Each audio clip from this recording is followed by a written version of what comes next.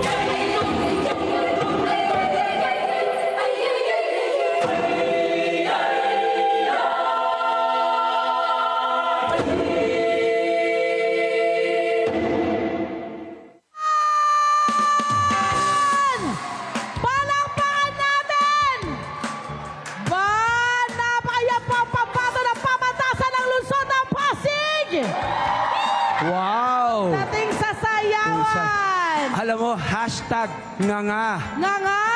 Napanganga ko ron ah. Diba? Ang galing, palapakan! Pasigyaw Dance Troupe. Pasigyaw Dance Troupe! Narinig niyo ba ako sa likod? Malinaw na? Yan. Yes! Kasama natin ngayon sina, ano mga pangalan nila? Ayan. Ito yung mga pangalan nila. Siyempre, isa-isay natin. Regina, Diana, Marvin, Romnick, Samantha, Elmira, Raymond, Kyla, Denmark, Paul Andre, John Lloyd, Juan Patrick, Romeo, Robert, and Sophie! At syempre, love, narito rin ang kanilang presidente. Ang president ng kanilang dance troupe, si May Halina. Welcome! May Halina! Hi, good morning, May!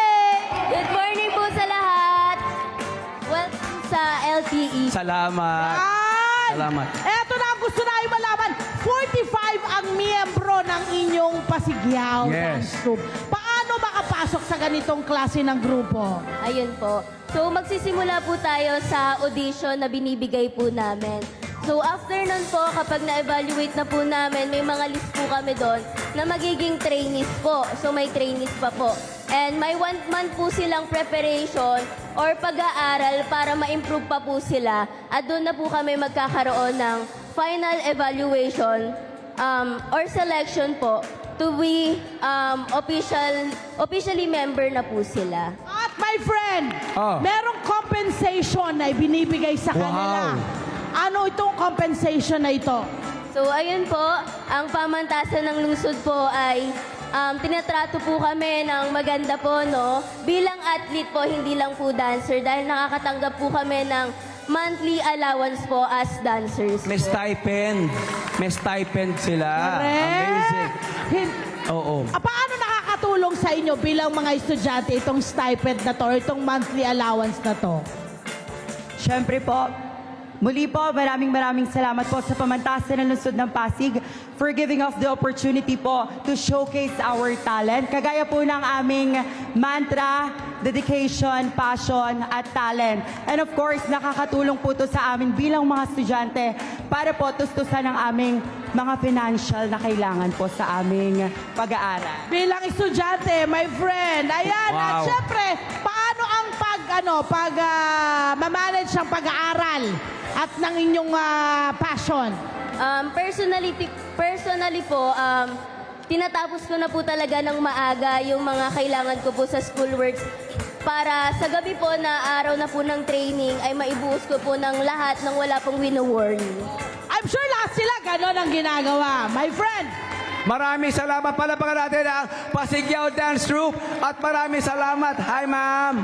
Maraming salamat po sa lahat ng bumubuo ng pamantasan ng lungsod ng Pasig. PLP, we love you! thank you! Hello po mga Kanet 25! Si Kuya Tony Pet po ito mula sa Love, Tony Pet and Everything. For more Love, Tony Pet and Everything updates, just click on our subscribe button and follow us on our Net25 social media pages at Net25 TV and at Net25 Entertainment Facebook. Magkita-kita po tayo!